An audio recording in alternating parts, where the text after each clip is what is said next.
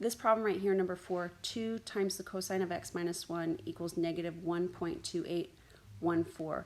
We're going to need a calculator. I'm going to go as far as I can without a calculator. What I'm going to start with is I'm going to solve this as if I don't need a calculator. So I'll add 1 to both sides, and I get 2 times the cosine of x. 2 times the cosine of x equals negative 0.2814. I'm going to divide both sides by 2. The cosine of x is equal to negative 0.1407.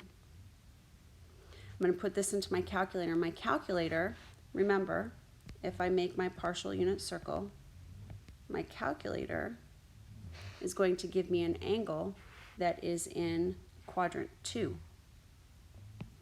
So it's going to give me an angle in quadrant 2.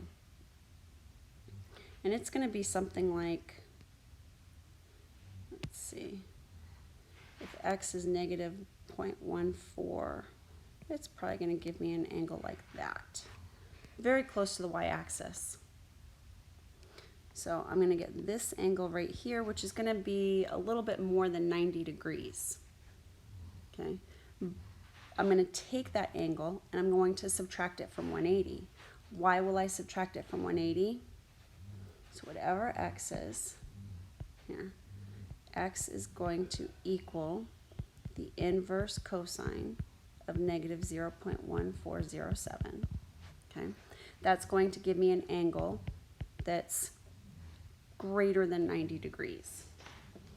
Let me see if I can put this into my, you put it into your calculator, and I'm going to see if I can put it into my calculator. So I've got -0.1407. Let's see if I can make this calculator work.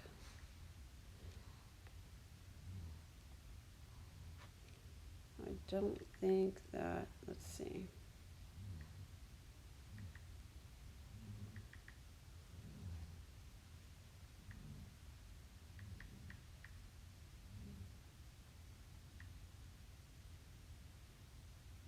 Oh, I got this. Okay.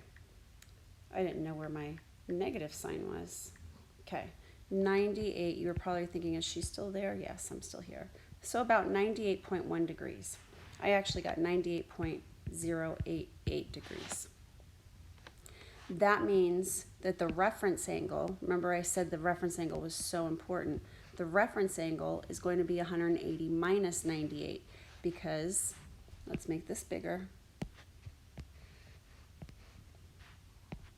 If I have 98 degrees right here, then the other part has to add to equal 180 because it makes a straight line. Do you see the straight line? So straight lines measure 180 degrees. So if I take that 98.088 and I subtract it from 180, I'm going to get 81.912 degrees. So that's my reference angle right here, 81.912 degrees. That means that, look, this angle is also 81.912 degrees. And my two angles are going to be 98.088 degrees and 360 minus 81.912 degrees, which